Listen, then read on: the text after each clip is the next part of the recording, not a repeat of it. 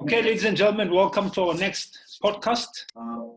Today we have a very, very special gentleman here doing one of the finest sporting codes. You know, that sporting code where a sexy man play on the beach volleyball, you know. And he's going to be sharing with us his journey and also his preparation going to the Commonwealth Games. And we really hope that you get inspired by this next episode. Leo, Mr. Leo Williams, welcome, brother. Thank you, Kotso. Thanks for asking me to do this. Yeah.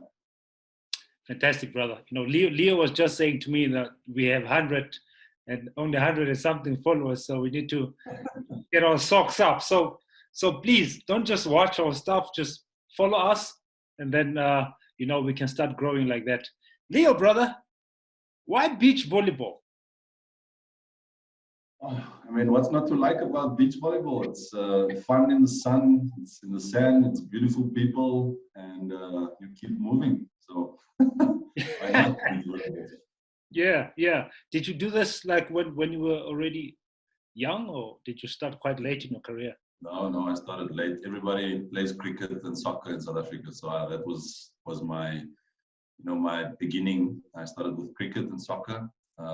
Rugby, I got one hard tackle and I said, no, not for me. So I moved on quite quickly from that. And then when I got into later in high school, a guy just came to me and said, hey man, you're so tall, like you should maybe play some tall man sport, like some basketball or volleyball. And he took me to the volleyball court, and somehow a bug bit me, and I just fell in love with the game. Yeah. Speaking of being tall, how tall are you, Ryan? 180? 2 meters. 2 meters. It's 2 meters. Yeah, 200 centimeters. Man, you're tall. Yeah. I thought tall. In today's game, it's quite short for volleyball because the tall guys in volleyball are about 208, 209, 211. So I wouldn't stand a chance there. I'm 190.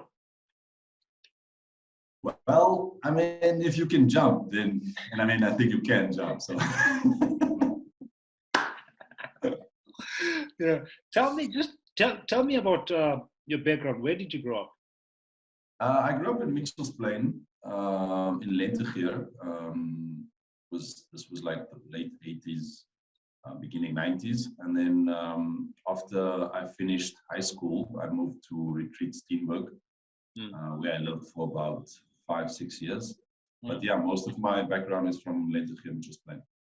Okay, and then you decided that you are done with South Africa. You're gonna move to Prague. What was all that? Why you leave us alone, brother? You're not. No, not at all. I migrated to Prague about 4.5 years ago. But I mean, it was partly because of sport and partly because of a woman. These women, they can take you off to different places. I see where it's coming from. Yeah. Fell in love and got married about 3 years ago, and been living in Prague ever since. That's fantastic, brother. I think love makes us do a lot of things. I mean, I'm sure it's not the only thing you moved to Prague. I mean, it's one of the most important. That's for sure. But you wanted to advance your career as well, I suppose. Yes, of course. I wanted to advance my career. I mean, I wanted to play competitively week in, week out, and I mean, I was already doing it because I was traveling to the US, to Europe, also Brazil, so where all the competitive leagues are. And I've been playing at all those levels, and then I decided, I mean, it's time for me to actually make a permanent move. And after that, like a year later, I got married as well. So it kind of all came together. Yeah, is it working out for you? I'm asking this because a lot of athletes, especially now, we've got like Rachel Samai, the long jumper, also just moved to the US because of a new training coach that side in Atlanta. So Mhm. it's just, I just want to find out from you. I mean, having done it and the experience, is it the Yeah. right thing to do? Is it working? Is it more like a lotto thing in terms of career? Yeah, yeah. I think, like, if you're a player, and you're really attached to your surroundings and your people, maybe it's not the right thing to do, because I think there's a lot of value in the knowledge that we have back home in South Africa. People know a lot about sport. Yeah. They know a lot about physical aspects required for sport.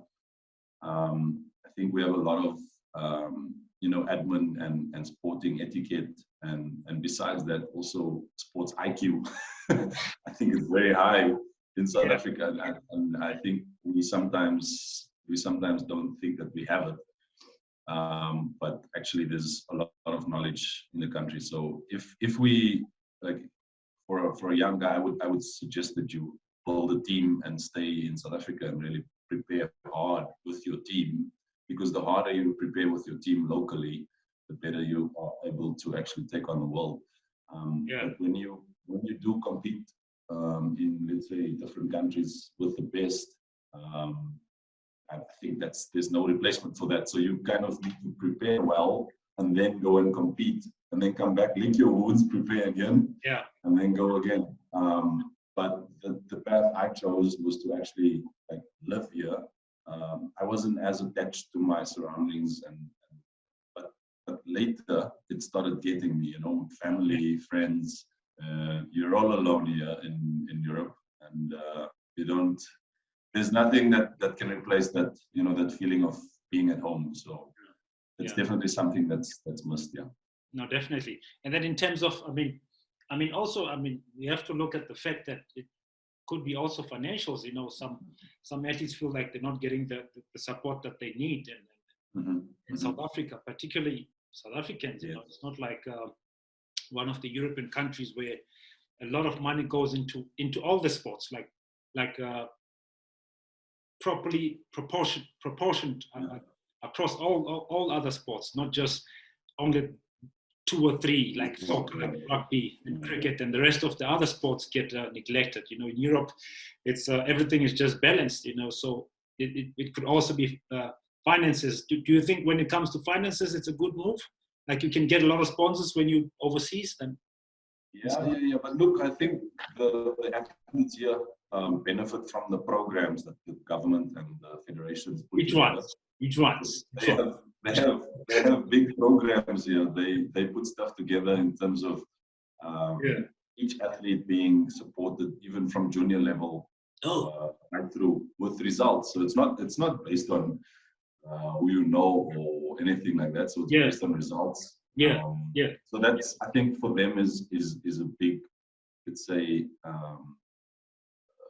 it takes a lot of stumbling blocks out of their way, so it just makes life easier for them when they achieve. If they don't achieve, then it's not working. You know what I mean?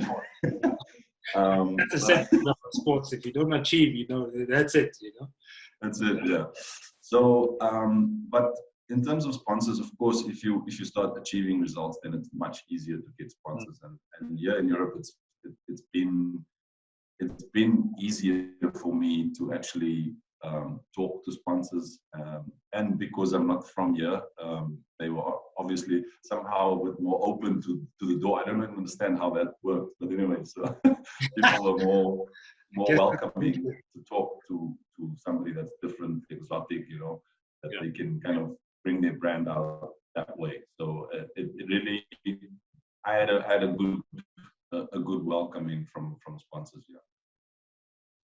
That's amazing. I think that's also inspirational, because you have athletes that are actually unsure whether they want to make the move, or they feel like once they get that side, the routine is not going to be the same, or they feel like the training is not going to be same what they are brought up from. You know what I'm saying? That.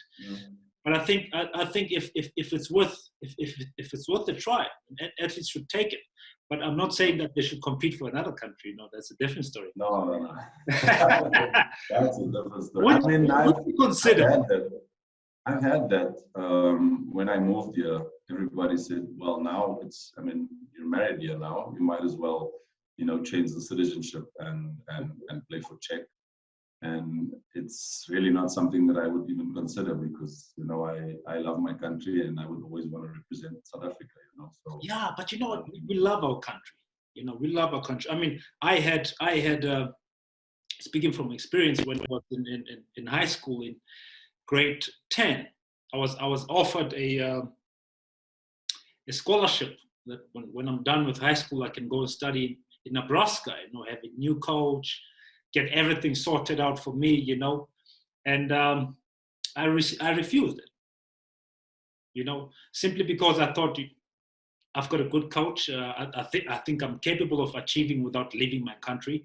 And I just wanted to do it for South Africa, you know. And 20 something years later, I never regretted it, you know, because I made sure that I put in the work and I just do what I love and believe in. But you know, it's not so lucky with most of the athletes. You know, they're not so lucky, or the team players, they're not so lucky that they'll say, "Nah, I'm going to chill here," and then 5 years later, 6 years later into their career, things don't work out good. You know, they become great, but then they're not celebrated as they would have been celebrated as if they were in another country, you know, getting all the sponsors, getting all the support, getting everything that they need after achieving certain results, you know. And then also it's like, I should have left, you know, I should have been.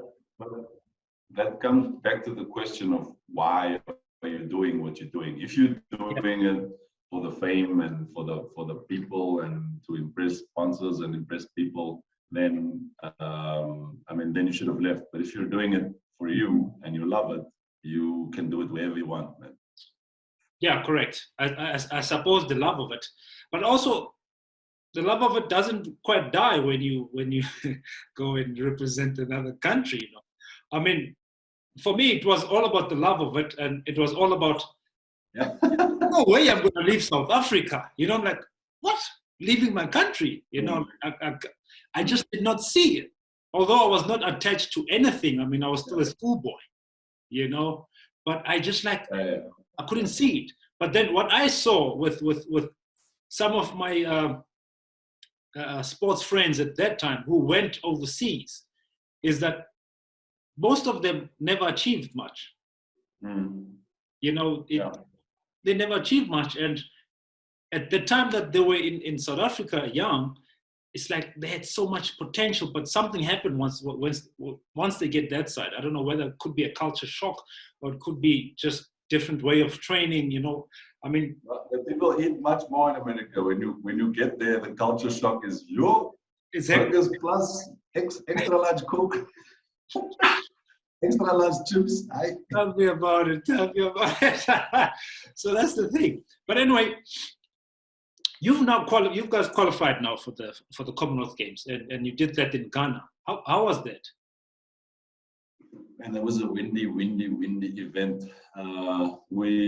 It was a long time since myself and my partner Grant played together. So because he was out, he had a baby, and he just was focusing on, you know, his life and growing his personal life and work and all of those. So we decided, like, I think 2 years ago, all right, well, maybe it's time for me to look for some other people to play with. But then cometh the man, cometh the hour, they decided to give Grant another shot for Commonwealth Games qualifiers. So we went to Ghana. And from the first day onwards, it was apparent that it's going to be a very windy event. We usually play very well in the wind. And so we played the current number 1 seeds in the first match.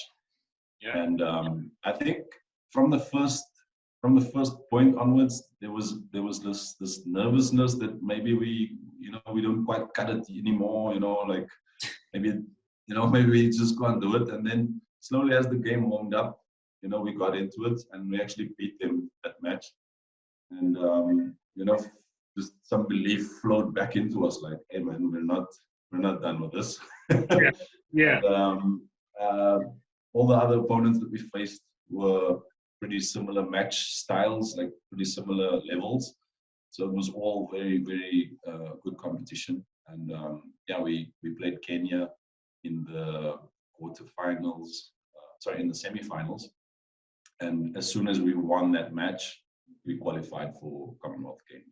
Wow, and for us, that was just, it was amazing because we came from very little preparation, very little training to that event, and then qualified from there.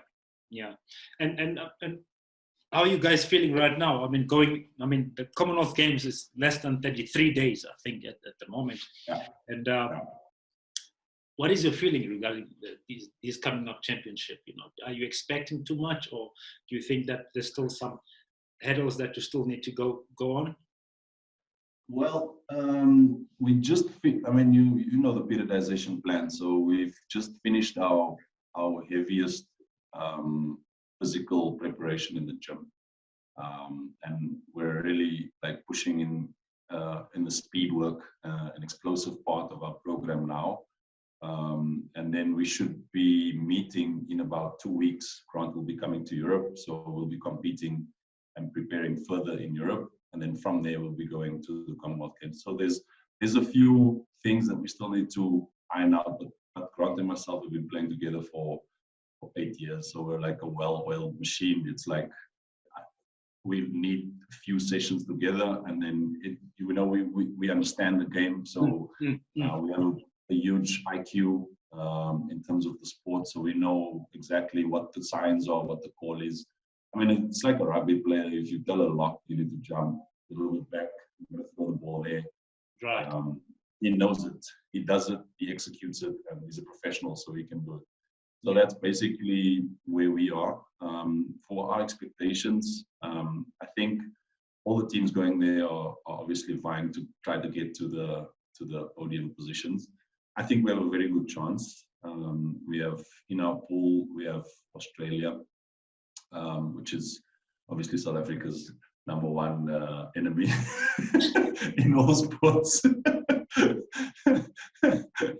And then they used to be also my enemy in the long jump in the past as well. So, okay. You know what I'm saying?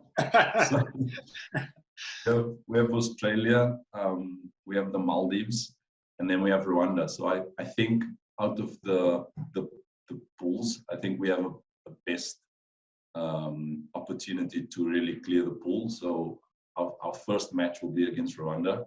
Yeah. Second one will be a tough one against Australia, and then after that we'll play the Maldives. Not that the Maldives or Rwanda are easy, but the challenge is there from Australia, as they currently seeded number one in the Commonwealth.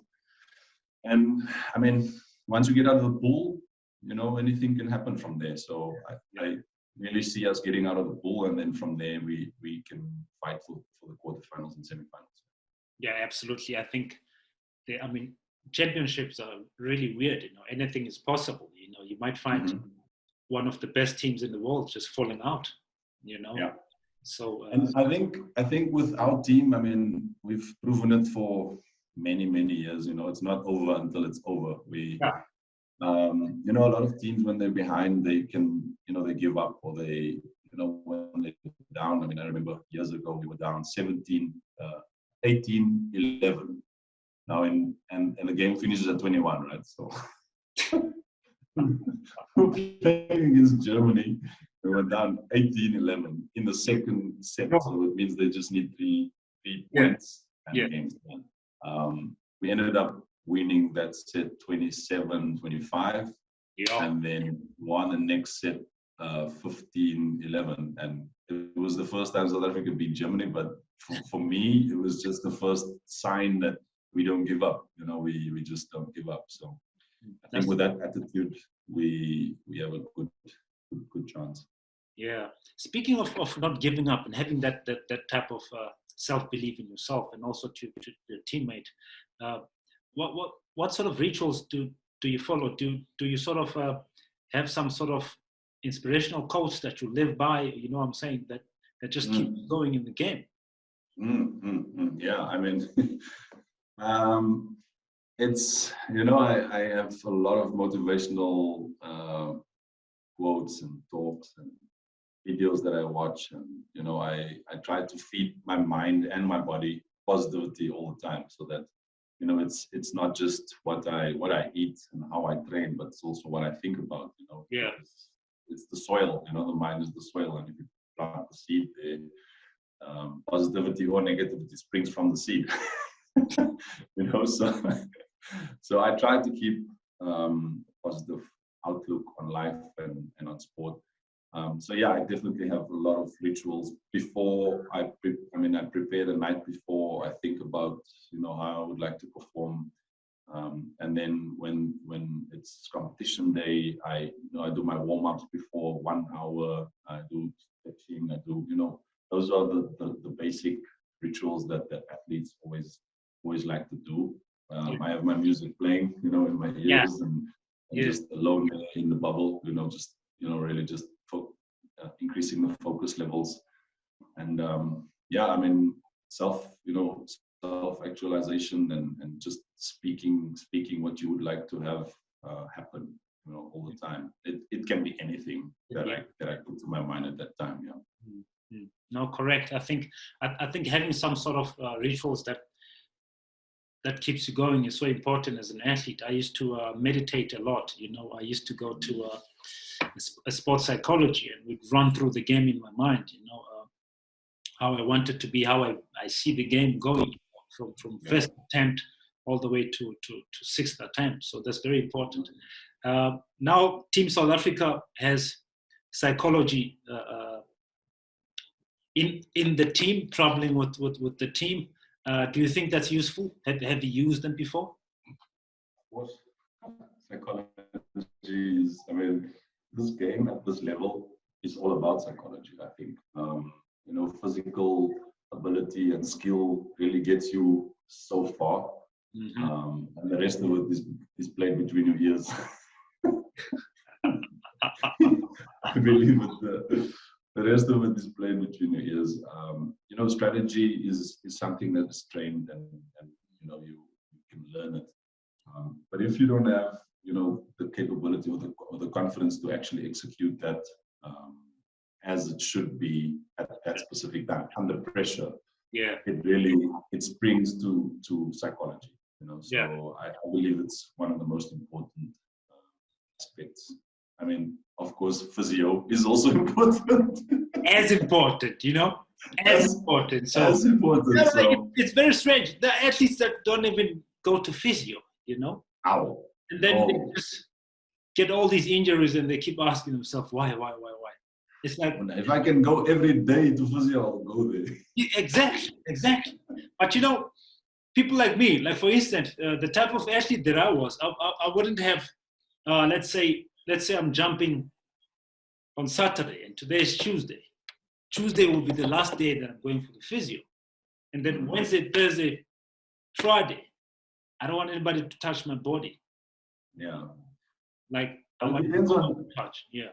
It depends on if these guys are like really, hurting you in the physio, because some of them hurt you to heal you, So if you go on Friday and they hurt you like bad and you come on Saturday, but I like to go to physio even if it's I had this belief that physio, they take away that the tonus, the first twitch.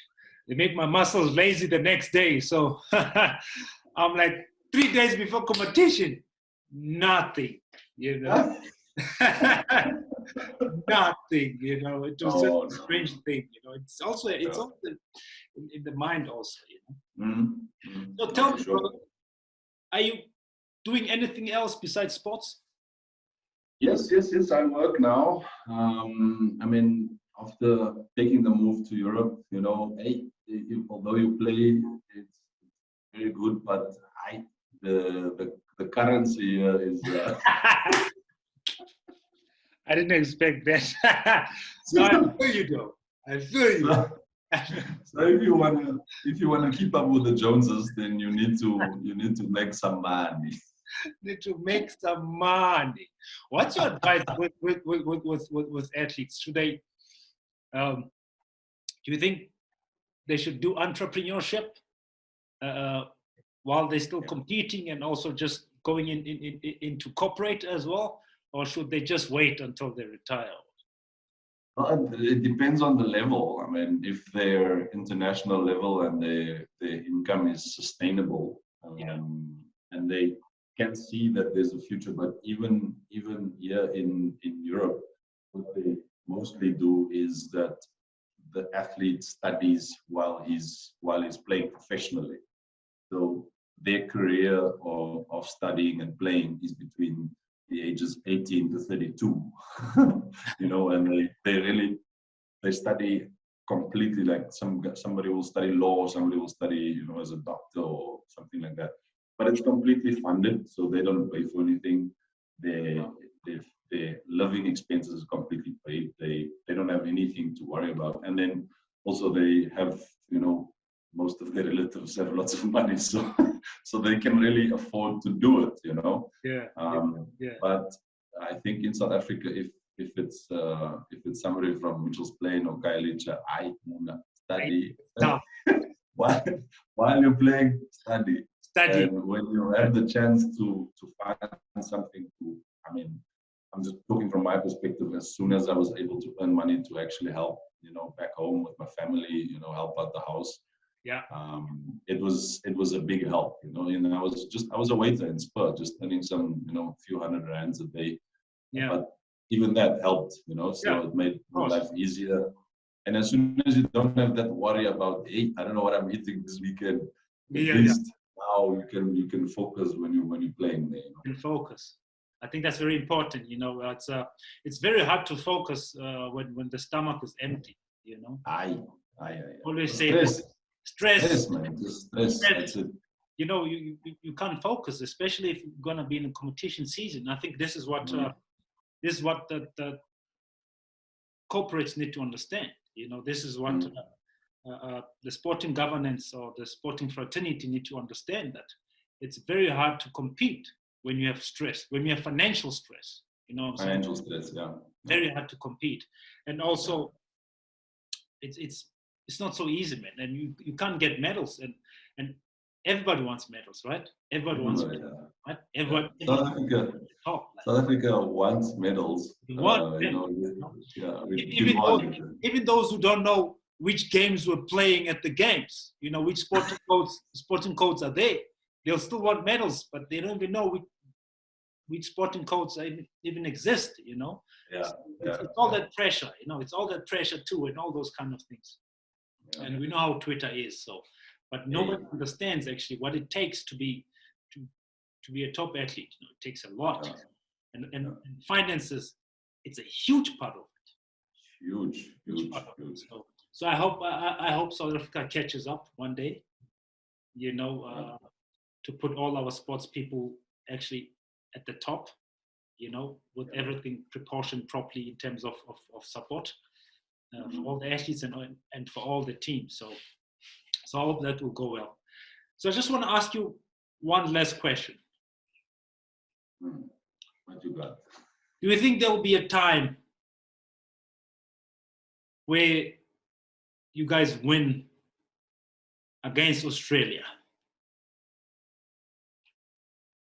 I would say if all our preparation goes as we think it should go in the next few weeks, we'll be at our best to be able to actually beat them. We'll be at our best. Obviously they will be at their best.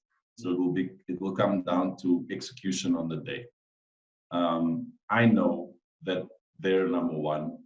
I know that if we put them under pressure early, it just changes the psychology of the match. For them, this should be not a walkover. It should be a relatively easier match. But as soon as we put them under pressure, and I know we can, we've done it before. We've done it to, I don't know, all the top teams in the world, even US. We've won some matches like that. So it really comes down to putting them under pressure early and making as little as possible mistakes. Now, this game is very technical. This sport is technical. So it really comes down to making very little mistakes at the beginning. They're training twice a day, every single day for the past, 6 years. They're competing at the highest level all the time. We're competing now and then at the highest level, and we're not able to train as much as they are right now. But that being said, at Commonwealth, we're all level on the playing field, and if we are able to execute at the beginning, and really put them under pressure, I think they could fold. Yeah. Perfect. No, we look forward to it, and I'll definitely be there supporting you and just cheering on. And I'm saying, our prayers are with you guys. We know that you're going to do well. I mean, you've done so well already. Just being part of the team and just going against the whole world, just to show that you are capable of doing this. We know you are, and we wish you the best. And thank you so much for coming onto the podcast. Thank you very much, Kotso. And I wish you all the best as well with your adventures. Thank you. Hope to see you at the Commonwealth Games there in Birmingham. Absolutely. We'll definitely be there. Maybe we might have some English beer after the games together, No. You must bring some boerewors from South Africa. There's no boerewors. There's no biltong, there's no boerewors, there's no chisanyama. There's nothing inside. Maybe that's an opportunity for you to start something. Start a chisanyama there. You heard it first on Gotso's. Let's start a chisanyama in Europe. Do a chisanyama in Prague there. I'm sure they'll love it. Well, thank you so much, brother. It's been an absolute pleasure to have you here. What an honor. Sure. Great guy, humble guy. We know you're going to do well. All right. Thanks, man. Thanks, Kotso. Thank you so much, brother. All right. Bye-bye.